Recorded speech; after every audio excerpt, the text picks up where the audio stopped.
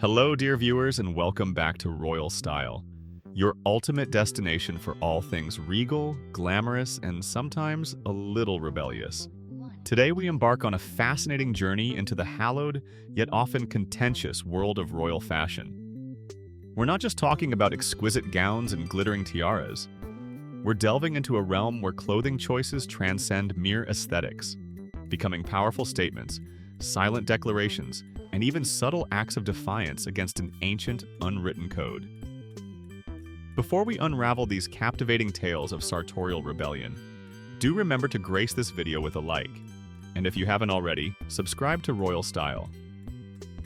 Your support helps us continue bringing you these intriguing insights into the lives and legacies of the British monarchy. In the venerable shadow of Buckingham Palace, shielded from public scrutiny, lies a profoundly intricate and often bewildering compendium of regulations. This isn't a book you'll find on a dusty library shelf. It's an unspoken, yet fiercely enforced collection of edicts, age-old customs, and, quite frankly, a few deeply entrenched personal preferences belonging to Her Late Majesty Queen Elizabeth II herself. This clandestine guide, often referred to as the Queen's Royal Dress Code, meticulously dictates virtually every aspect of a royal lady's public appearance. From the precise hue permitted on one's fingertips to the permissible elevation of a heel, no detail is too trivial to escape its comprehensive purview. For generations, most members of the royal family have adhered to these stipulations with unwavering loyalty, understanding that their public image is inextricably linked to the monarchy's perceived stability and tradition. Yet, as history has so eloquently demonstrated, even within the most rigid of frameworks, there are those who possess the courage and conviction to push boundaries, to challenge the status quo, and to wield their attire as a potent instrument of personal expression. These are the extraordinary women who, with a calculated grace, transformed the royal dress code from a mere set of guidelines into a symbolic battleground. They understood the rules intimately, and that, my dear viewers, is precisely what rendered their transgressions so profoundly impactful. Let us now meticulously explore these forbidden fashion rules they dared to reinterpret, to adapt, and in some instances, to outright shatter. Our first intriguing chapter takes us into the realm of the forbidden color. In the deeply traditional and often somber world of royal protocol, the wearing of black during daylight hours has, for centuries, been reserved for one solemn purpose and one purpose alone: expressing profound mourning. It is a visual communique, a universally recognized symbol of sorrow, loss, and respectful remembrance. To don black outside of these parameters was, for all intents and purposes, a significant breach of etiquette, potentially conveying an inappropriate message to a public ever watchful of royal symbolism. However, the inimitable Princess Diana, a woman who consistently redefined the parameters of royal engagement, chose to turn this deeply ingrained convention on its head with a singular, breathtaking act of sartorial defiance.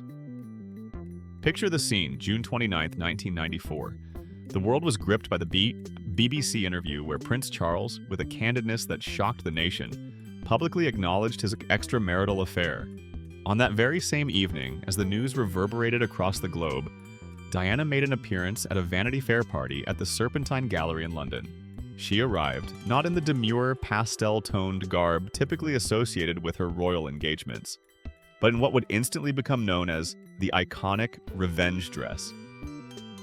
This was no ordinary black garment. It was an off-the-shoulder, figure-hugging silk crepe cocktail dress, daringly short and utterly sensational. Its dramatic silhouette, its sophisticated allure, and its undeniable sex appeal were a stark contrast to the heartbroken image the public might have expected. She was indeed mourning, all right, but it was the death of a marriage, the demise of a dream, and the emancipation of a spirit. This dress was not a silent expression of grief for a lost loved one. It was a roaring declaration of self-possession, a defiant reclaiming of her narrative, and an unmistakable signal that she was moving forward, unbroken. The fashion world, the media, and the public were utterly captivated, understanding implicitly the powerful statement she had made without uttering a single word. Fast forward to a more contemporary era, and we witness Meghan Markle, the Duchess of Sussex, taking this symbolic use of black a step further, subtly yet powerfully transforming its meaning within the royal context.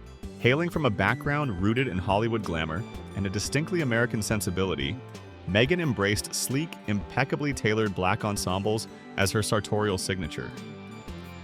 From sharp blazers paired with elegant trousers to sophisticated dresses for various engagements, black became her modern uniform, a deliberate choice that radiated an aura of quiet strength, undeniable professionalism, and a contemporary elegance. It wasn't about sadness or rebellion in the traditional sense. It was about projecting an image of capability, independence, and an unyielding resolve. She deftly recontextualized the color, imbuing it with a sense of authority and self-assurance that resonated deeply with a new generation, demonstrating how a traditional constraint could be artfully reinterpreted for a modern royal identity. Our journey continues with the tights taboo. This particular directive, an unwavering edict from Her Majesty Queen Elizabeth II herself, stood as one of the most non-negotiable elements of the royal dress code for ladies, the mandatory wearing of nude pantyhose. It was not merely a suggestion, it was an expectation, a fundamental component of presenting a polished, dignified, and appropriately modest appearance. The rationale behind this seemingly innocuous rule was deeply rooted in tradition, a desire to maintain a sense of formal decorum, and to avoid any hint of informality or casualness that bare legs might convey in a public setting. For the Queen, it was a matter of proper presentation, an essential element of royal polish. Catherine, the Duchess of Cambridge, now the Princess of Wales, has consistently exemplified the perfect adherence to this particular sartorial commandment. With an impeccable sense of classic style and a steadfast commitment to royal traditions, she is almost invariably photographed wearing sheer tights.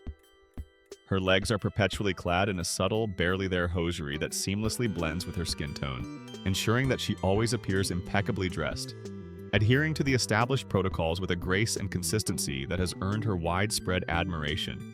She embodies the epitome of royal elegance, always presenting a picture of refined conformity.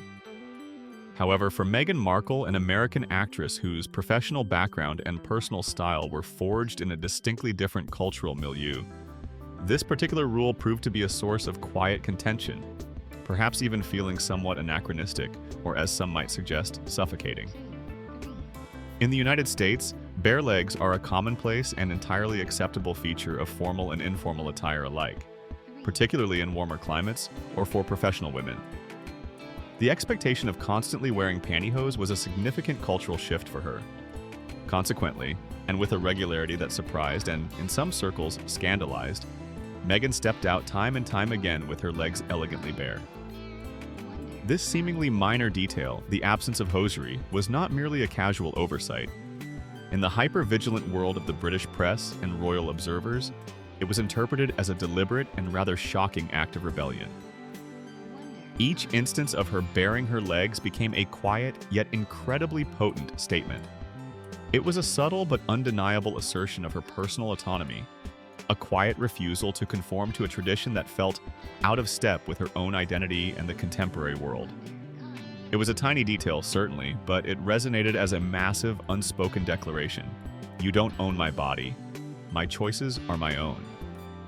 It highlighted the inherent clash between her modern, independent spirit and the rigid expectations of an ancient institution, sparking countless debates about modernization versus tradition within the monarchy. Next, we wade into the fascinating skirmish known as the Wedge War. It is, among royal insiders and keen observers alike, a rather well-known and much-discussed secret that Her late Majesty Queen Elizabeth II harbored a distinct aversion to wedge heels. Her personal aesthetic preference leaned towards classic, refined footwear, and she reportedly found wedges to be, in her estimation, clunky and decidedly informal. For a monarch whose image was synonymous with timeless elegance and meticulous precision, the chunky, often casual nature of a wedge heel simply did not align with her discerning taste or the dignified formality expected of royal footwear. This aversion meant that, ideally, no royal lady would appear in her presence sporting such a style. So, how did the Duchesses, Catherine and Meghan, navigate this particular royal fashion minefield? With an ingenious blend of deference and subtle defiance, of course, they understood the queen's preference implicitly. And yet, they were frequently photographed wearing wedge heels themselves. But here lies the masterful subtlety of their rebellion.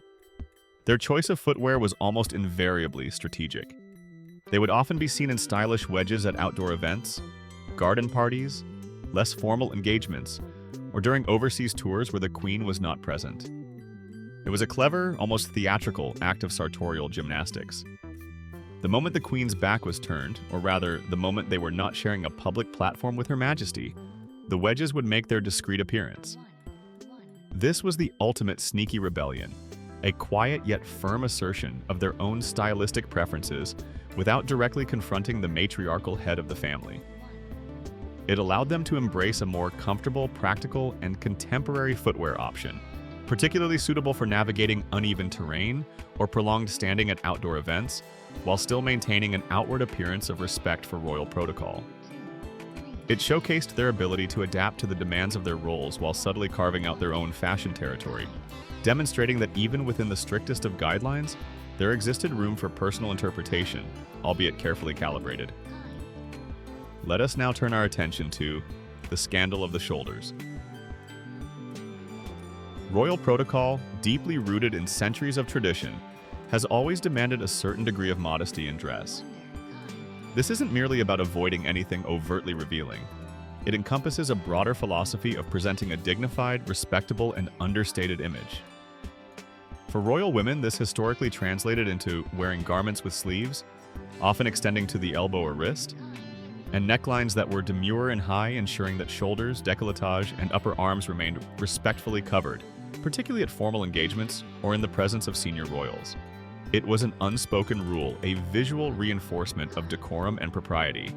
However, this deeply ingrained expectation of modesty, like so many other royal fashion rules, was destined to be challenged, and indeed, gloriously broken. Once again, it was Princess Diana who, following her divorce from Prince Charles, embarked on a profound personal and sartorial transformation. Having shed the constraints of her marriage and the more rigid expectations of her former royal role, she also shed her previously demure and often conservative persona. In a series of daring, shoulder-bearing gowns, she embraced a new, more confident, and undeniably glamorous image. These dresses, often sleek and sophisticated, with elegant, off-the-shoulder necklines or strapless designs, were more than just beautiful garments. They were visual pronouncements of her newfound freedom, her independence, and her vibrant re-emergence as a global-style icon. They screamed liberation, confidence, and a refusal to be confined by past expectations, captivating the world with her bold new chapter. And then, dear viewers, let's cast our minds back to a particularly memorable moment involving Meghan Markle at her very first Trooping the Colour ceremony in June 2018. Trooping the Colour is one of the most significant and formal annual events in the royal calendar. A grand military parade marking the sovereign's official birthday, attended by the entire royal family and watched by millions worldwide. It is an occasion steeped in tradition, demanding the utmost adherence to protocol and formality.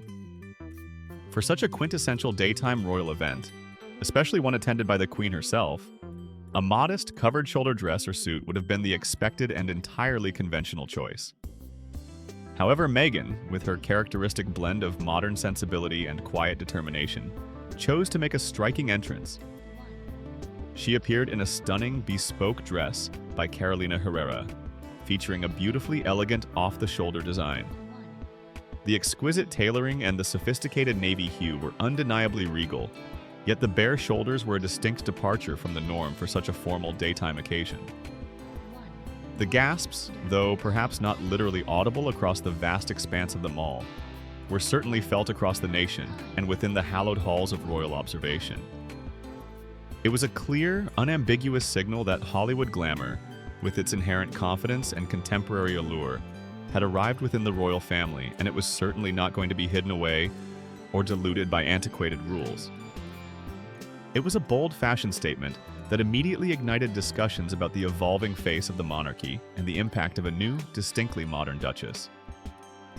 And finally, we arrive at what might seem, at first glance, to be the tiniest rebellion. Yet its impact was anything but negligible.